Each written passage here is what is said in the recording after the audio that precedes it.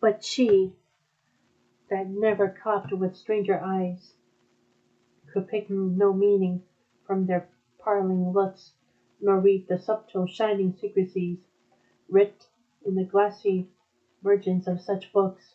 She touched no unknown baits, nor feared no boat hooks, nor could she moralize. His wanton sight, more than his eye, were open to the light. These stories, to her ears, her husband's fame, won in the fields of fruitful Italy, and decked with praises Collantine's high name, made glorious by his manly chivalry, with bruised arms and wrists of victory, her joy with heaved up hand she doth express, and, wordless, so greets heaven for his success. For from the purpose of his coming hither, he makes excuses for his being there. No cloudy show of stormy blustering weather doth yet in this fair welkin once appear, till the sable night, mother dread of fear, upon the world dim darkness doth display, and in her vaulty prison stows the day. For then is Tarquin brought in unto his bed, intending weariness, with heavy sprite, for after supper long he questioned with modest Lucrece, and wore out the night, now late in slumber, with what life's strength doth fight, and every one who to rest themselves betake, save thieves and cares and troubled minds that wake.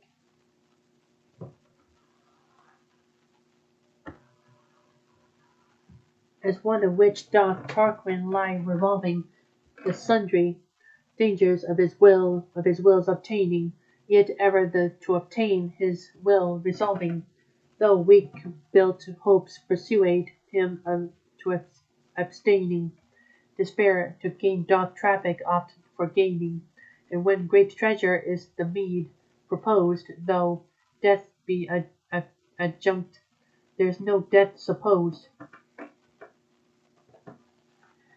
Those that much covet are with gain so fond, for what they have not, that which they possess, they scatter and loose it from their bond, and so, by hoping more, they have but less, or gaining more, the profit of its excess is but the to surfeit, and such grief sustain, that they prove bankrupt in this poor rich gain.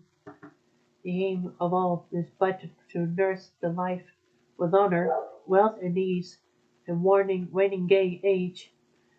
And in this aim there is such thwarting strife, that one for all one for one regage, as life for honor in fell battles rage, honor for wealth, and oft that wealth doth cause to the death of all, and altogether lost. So that in venturing we will leave to be the things we are for that which we expect, and this ambitious foul infirmity, in having much, torments us with defect, and that we have, so then we do neglect the thing we have, and all for one for wit, make something nothing by augmenting it. Such hazard now must doubting Tarquin make, pawing his honor to obtain his lust, and for himself be must forsake. Then where is truth? For there is no self-trust. When shall he think to find a stranger to just? When he himself confounds, betrays to slanderous tongues and wretched hateful days.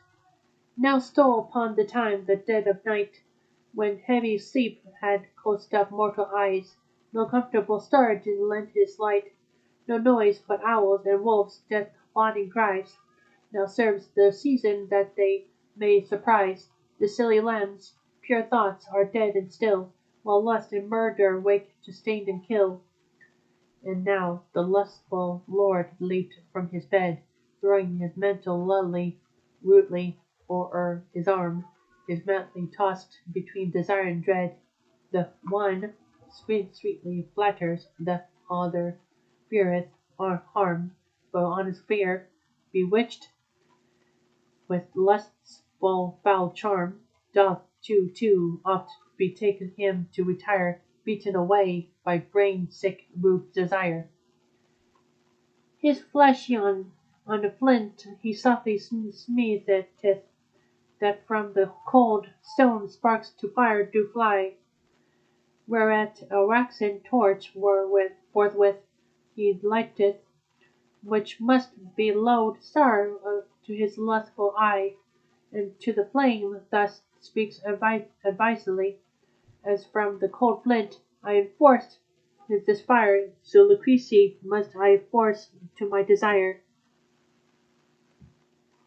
Here pale with fear he doth premeditate the dangers of his loathsome enterprise, and in his inward mind he doth debate that following sorrow may on his arise.